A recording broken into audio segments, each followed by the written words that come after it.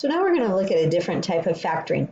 Now remember, when we're factoring, we're trying to change it from adding and subtracting things to multiplication, where you have stuff times stuff, okay? That might not sound real mathematical, but that's what we're doing. Now in the textbook, there weren't a lot of examples, so for a lot of these videos, I threw in another example so you could see more than one. Okay, so if we have a trinomial, 3 terms, and it has a leading coefficient of 1. Now that's what we're going to look at. So you'll notice that right here, it's 1x squared, right? So that's what we mean by a trinomial with a leading coefficient of 1.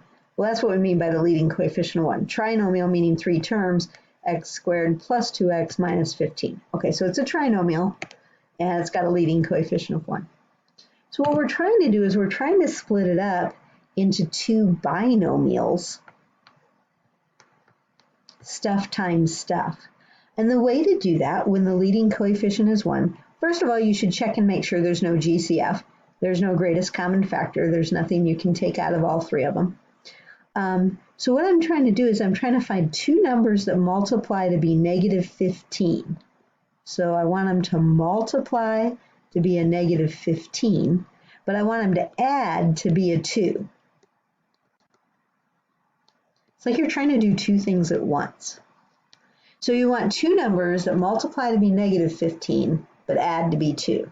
All right, it's always easiest to start with multiplying. Lots of things add up to 2, 100 and negative 98, right? That adds up to 2. But multiplication, when we're over integers, there's only so many. So you could have like 1 times 15. You could have 3 times 5, okay? Now, this is a negative 15. So I'd have to have like a negative 1 times 15. Or I could have 1 times negative 15, right? And then I'd have to have like either a negative 3 times 5, or I could have a positive 3 times a negative 5. Now, when I'm working with the integers, those are my only combinations right there. So which one of these adds up to 2? And by that I mean negative 1 plus 15, well that's 14. Okay, that's not 2. Negative 3 and 5, that's 2. Okay, we found it. Yay, it's this one. The others don't add up to 2. So what that means is our factoring is going to split into 2 binomials.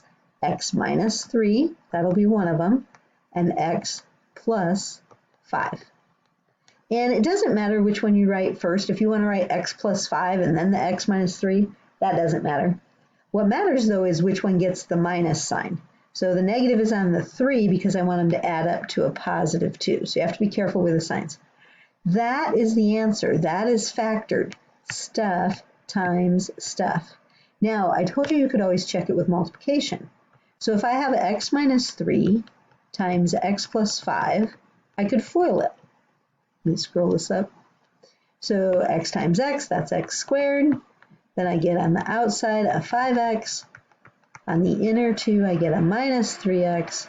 And then I get a minus 15. And then when you combine those, you get x squared plus 2x minus 15. That's the check. Yay, we did it right. Okay, let's go to the other example then.